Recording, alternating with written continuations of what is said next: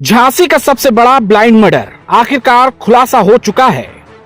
टोड़ी फतेहपुर थाना क्षेत्र में कुएं से मिली महिला की बोरीबंद लाश के पीछे का राज पुलिस ने 7 दिन में उजागर कर दिया। सिर, हाथ और पैर काट कर अलग अलग जगह फेंकने वाले हत्यारे सोच रहे थे कि पुलिस का उन तक पहुंचना नामुमकिन होगा, लेकिन अपराधियों को शायद अंदाजा नहीं था कि झांसी पुलिस कप्तान BBGTS मूर्ति की नजर से कोई भी अपराधी बच नहीं सकता। 13 अगस्त टोड़ी फतेहपुर थाना क्षेत्र के किशोरपुरा गांव का खेत और उस खेत के कुएं से निकली 2 बोरियां और उन बोरियों में मिली महिला की लाश। धड़ से रक्त, सिर, हाथ और पैर गायब। पूरा मामला पुलिस के लिए बन गया था अंधा कत्ल, लेकिन कप्तान मूर्ति का संदेश साफ था, अपराधी कितना भी होशियार हो पुलिस की हथकड़ी से बच नहीं पाएगा। DIG झांसी मंडल केशव कुमार चौधरी के निर्देशन में बनी 10 टीमों ने बारीकी से सुराग जोड़ना शुरू किया। धीरे धीरे तार जुड़ते गए और मृतका की पहचान हुई मध्य प्रदेश के टीकमगढ़ की रहने वाली रचना यादव के रूप में। रचना यादव का अपने पति और ससुराल वालों से केस चल रहा था। मामले की पैरवी करने वाले संजय पटेल से महिला के संबंध बने, लेकिन फिर वही रिश्ता बना रचना की मौत की वजह। रचना ने संजय से लाखों रुपए ऐंठे और शादी का दबाव बनाने लगी। परेशान संजय ने उसे समझाने की कोशिश की, लेकिन जब बात नहीं बनी तो उसने गला दबाकर हत्या कर दी। साजिश में उसके भतीजे संदीप पटेल और साथी दीपक अहिरवार भी शामिल थे। हत्या के बाद महिला की पहचान छुपाने के लिए लाश के टुकड़े कर अलग अलग जगह फेंके गए, लेकिन झांसी पुलिस ने हत्यारों के सपनों को चकनाचूर कर दिया। पुलिस ने चाचा भतीजे को गिरफ्तार कर लिया, जबकि एक आरोपी अभी फरार है। DIG ने सनसनीखेज ब्लाइंड मर्डर का खुलासा करने वाली टीम को 50,000 का इनाम देने का ऐलान किया है। झांसी पुलिस ने फिर साबित कर दिया कि अपराध कितना भी गहरा हो, साजिश कितनी भी शातिर क्यों ना हो, पुलिस की निगाह से कोई नहीं बच सकता।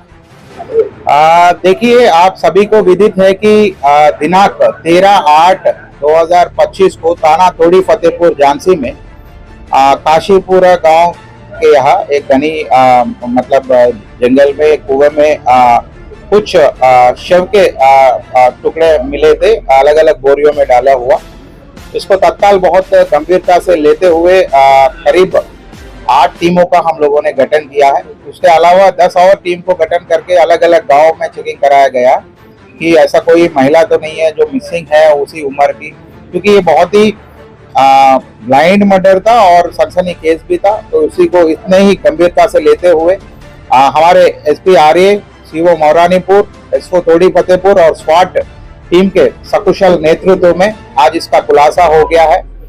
उक्त महिला का नाम है रचना यादव, जो टीकमगढ़ की निवासी थी, और जो अक्यूज्ड है जिन्होंने ये घटना कारित की है, ये उनका नाम है संजय पटेल, जो महेवा गांव टोड़ी फतेहपुर के निवासी है। संदीप पटेल जो इनके भतीजा लगता है, जो टोड़ी फतेहपुर महेवा गांव के निवासी है। और एक और साथी था इनका जिन्होंने षड्यंत्र भी रचा और मारने में सहयोग भी किया, उनका नाम है प्रदीप अहिरवार। ये तीनों ने काम किया था। प्रथम दृष्टया पूछताछ के दौरान ये पता चला कि एक पर्टिकुलर मुकदमा जो उक्त महिला ने अपने पति के ऊपर, जो पति और उनके परिवार के ऊपर लिखवाया था, उसका पैरवी ये जो संजय पटेल, जो पूर्व प्रधान भी था महेवा गांव के, वो उसका पैरवी कर रहा था। उसी दौरान इस महिला के साथ उनके संबंध बन गए। संबंध में जो निजी संबंधों में जो तनाव आया है, बाद में शादी करने हेतु वगैरह जो महिला उनको दबाव बना रही थी, पैसे की संबंध में कुछ तनाव थी, उसी में इन्होंने षड्यंत्र रचाया और तीनों ने उस महिला को मार भी दिया और इस घटना का अंजाम दिया। और इसी मामले में इस ब्लाइंड मर्डर को जिस बृहद तरीके से कार्रवाई करते हुए काम पूरा टीम ने किया है, उसके लिए DIG रेंज महोदय ने पूरी टीम को 50,000 का इनाम घोषित किया। पहचान कैसे हो पाई? देखिए, फिलहाल आप जैसे जानते हैं कि लाश अलग अलग बोरियों में टुकड़ों में मिली थी, पहचान करने में मुश्किल था, इसलिए अलग अलग टीम्स बहुत ही विस्तार रूप से अलग अलग टीम को बनाया गया था। सभी को एक एक अलग अलग रोल दिया गया था। पहले पहचान मतलब क्योंकि बोरी जो है रेशम शॉप की बोरी थे, तो कहीं ना कहीं हम लगभग नजदीकी जो गांव है जहां पर रेशम शॉप, उनमें हम अपनी तहकीकात शुरू किया है। उसके अलावा बोरियों में जो ईंट वगैरह जो लगे हुए थे, उसको भी तहकीकात किया कि उस ईंट का सॉइल टेस्ट भी हम लोगों ने कराया। वो सॉइल कहाँ पे मिलती है उस टाइप का हमने देखा है, और उसी के आधार पर तो हम लोगों ने कुछ गाँव को चिन्हित कर लिया है। और स्लोली जब हम लोग और भी जब टीम गठित करते अलग अलग गांवों को अपने अपने टीम्स को भेज के बात करने लगे, तो हमें एक सूचना प्राप्त हुई थी कि एक महिला जो मिसिंग थी। उसी के आधार पर तो जब हम लिंक पकड़ा और आगे हमने अपनी तहकीकात बढ़ाया। आज आप लोगों के मतलब सहयोग से और बाकी हमारे टीम के बृहद कार्रवाई से आज इस घटना का खुलासा हो गया।